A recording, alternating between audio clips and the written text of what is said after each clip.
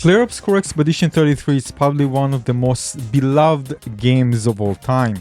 This is one of those games where both critics and gamers agree upon. But for me, I take a look at the more delicate details. How many players have actually took their time to put their rating on the website, in this case on Metacritic.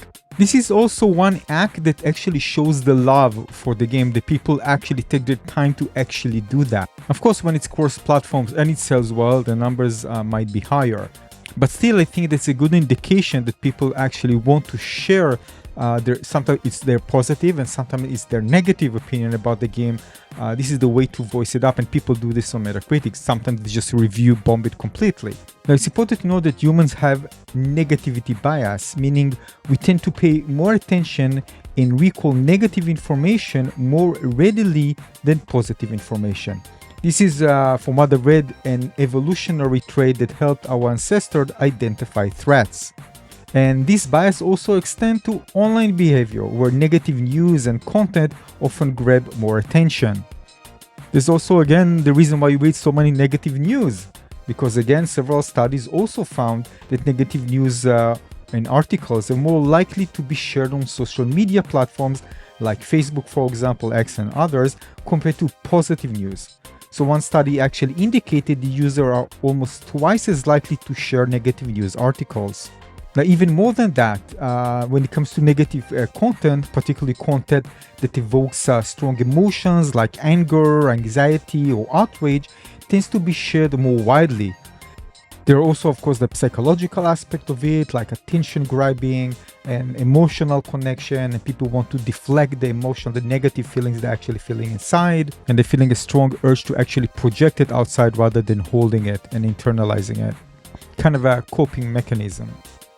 Now, also, we've seen that many people search for the edges, like the best or the worst, and usually they want to experience things like with such superlatives, always kind of getting things into the extreme. Although in reality, in most cases, it's not like that. Something sits something in between. Now, how many times you read people saying like the worst and worst thing ever, couldn't be any worse, the most terrible I've ever seen, that person who done that needs to be fired. Well, you probably read these things many times, right? But we can't deny there are some, let's say, consensus about certain games that people share the negativity. That is, well, many players are actually shown their frustration at something, right? We've seen this, for example, The Last of Us Part 2 and Cyberpunk 2077, No Man's Sky, for example, and of course, many others. Now here it's actually happened the opposite. People really wanted to show the love for this game. Now, this has become even more evident considering that Clear Obscure Expedition 33 is the first game developed by Central Interactive. Things have become even more exciting once you hear the size of the team working on this project. I mean, from what I've read, around 30 people were working on this project at Central Interactive, although some of the things outsourced and music, and if you take everything into account, it will be, of course, more than just 30 people. Nonetheless, it's not comparable to some of the biggest companies, AAA companies out there, right? And you can even triple that considering the game and the price of the game. Yeah, and cause many people to raise an eyebrow saying like, what the other big companies are actually doing if we can get that type of high quality game for that price and for that relatively small company. Yeah, I have to agree, it's pretty much a very eye-opener. And we can actually get a very good indication of how people actually react to the game. Well, there are many reasons for that. But the fact that the game is available via Game Pass also helps the game, I think, get more exposure and elevates everything. Again, if it was a bad game, it was exactly the opposite.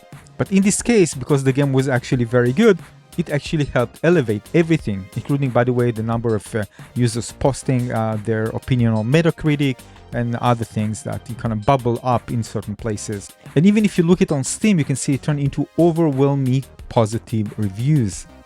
Yeah, and you can also see the reviews start quite a bit of negative at the beginning, but then turn into overwhelmingly positive. Even with the controversial nerf of some of the weapons, which I thought was a good choice, and I think overall the developer are making smart decisions. Whether you agree with that or not, I personally agree with their decision, but again, everybody has their own opinion. Overall, I think they have done really good job in addressing different things, and I think people are happy with these decisions overall. Now, seeing negative reviews at the beginning is quite common on Steam. Usually, people complain about, like, let's say, Steam Deck compatibility issues, for example, or the game freezes, or there are some bugs, and basically technical issues, black screen, and so on, that people get and show their frustration quite heavily if that happens. And usually things like that happen, but they are addressed by the developer relatively fast. And this is why, again, you're going to see this at the beginning of launch of many games, and once this addressed, people either change their review to positive instead of negative, or again, they just stop posting anything negative. So this is why you see this kind of balanced out eventually. And let's not forget performance issues that also impact many games. So again, these are things that are quite, let's say, popular when a new game launches, but they are being addressed relatively fast. But you see, those who actually play the game know exactly what makes this game so special.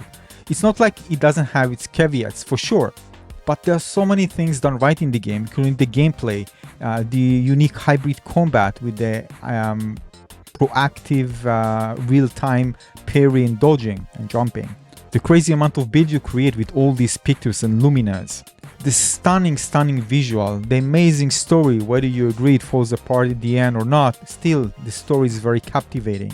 The boss fights are incredible.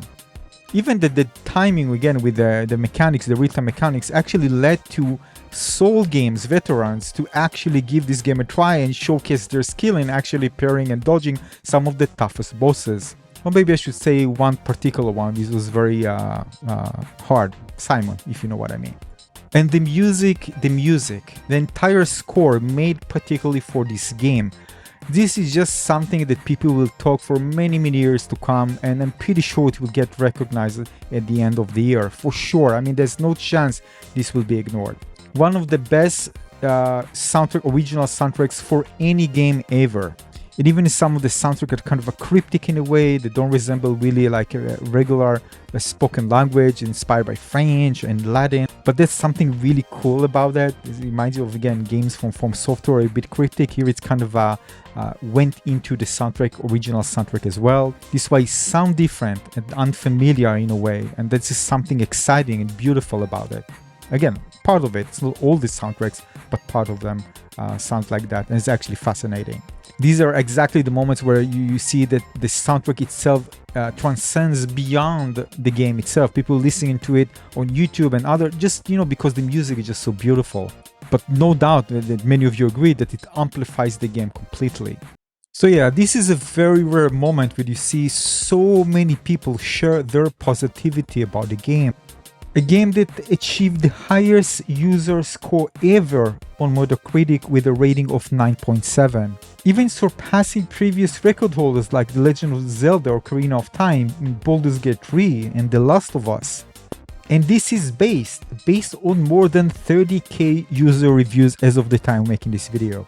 And in the time where there's so much frustration with AAA games that keep disappointing players, then comes a developer that wanted to make a difference, Sandfall Interactive, with their debut title Clair Obscur Expedition 33, captivated millions and redefined expectations for indie RPGs.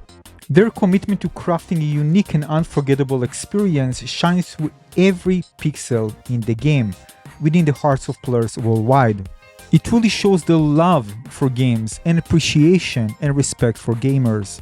And let's not forget the soul-stirring music, and everything together remind us why we fell in love with gaming in the first place. And what you see in this game, this is the very magic of video gaming. Truly, bless you developers for creating such a fantastic game. Je vous remercie.